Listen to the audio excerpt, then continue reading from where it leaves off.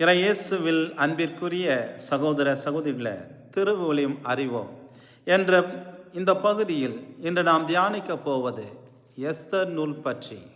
இந்த நூல் பெரிய போர்களை பற்றியோ அல்லது அற்புதங்களை பற்றியோ இல்லை, ஆனால் திரைக்கு பின்னால் செயல்படும் தேவனுடைய மறைமுக கரத்தை தெளிவாக காட்டும் ஒரு அற்புதமான நூலாகும். நூலின் பின்னணி: எஸ்தர் நூல் நடைபெறும் இடம் இது எருசலேமில் அல்ல, இது யூத தேசத்தில் அல்ல, மாறாக பாரசீக பேரரச அகசுவரின் குளிர்கால அரண்மனையில் ஆகும்.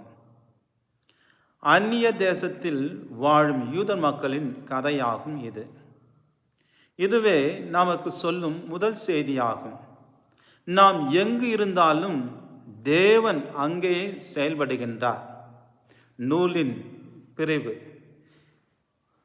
1.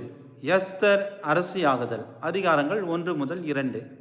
ஒரு சாதாரண யூத பெண்ணான எஸ்தர் தன் அழகாலும் ஞானத்தாலும் பாரசீக அரசியாக தேர்ந்தெடுக்கப்படுகின்றார்.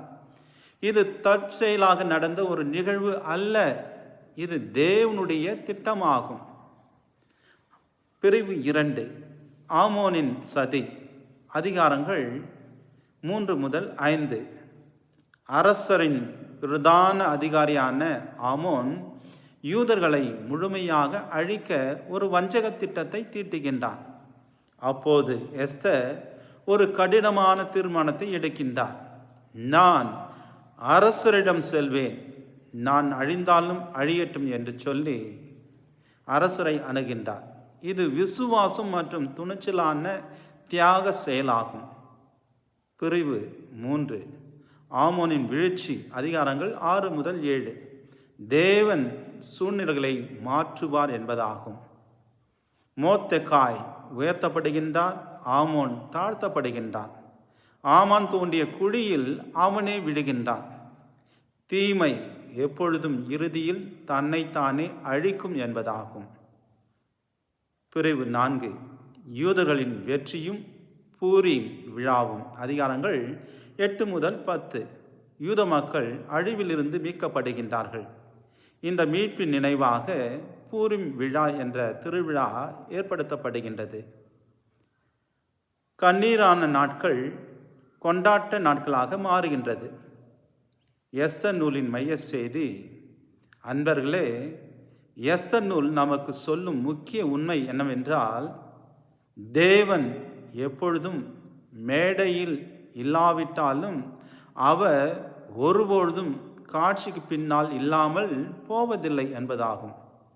இறைவன் மறைவாக செயல்படுகின்றார் என்பதை இந்த நூல் தெளிவாக எடுத்து கூறுகின்றது. சரியான இடத்தில் சரியான நேரத்தில் சரியான மனிதர்களை தேவன் பயன்படுத்துகின்றார் என்பதாகும். ஆகவே இந்த நூல் நமக்கு தரும் வாழ்க்கை பாடம்: இன்று நம்முடைய வாழ்க்கையிலும் சில ஆபத்தான சூழ்நிலைகள் இருக்கலாம், ஆனால் நினைவில் வையுங்கள், இந்த நேரத்துக்காகத்தான் நீ இங்கே தேவனால் கொண்டு வரப்பட்டுள்ளாய் என்று. ஆகவே எல்லாவற்றிலும் இறைவனுடைய கரம் செயல்படுகின்றது என்பதை விசுவசிப்போம். உரிய நேரத்தில் இறைவன் நமக்கு வெற்றியை தருவார். மீண்டும் திருவுலியம் அறிவோம் பகுதியில் சந்திப்போம். அதுவரை இறை ஆசீர்வாதத்தோடு இருப்போம். எல்லாவல்ல அன்பு இறைவன், தந்தை, மகன், தூய ஆவியார் உங்களை ஆசீர்வதிப்பாராக.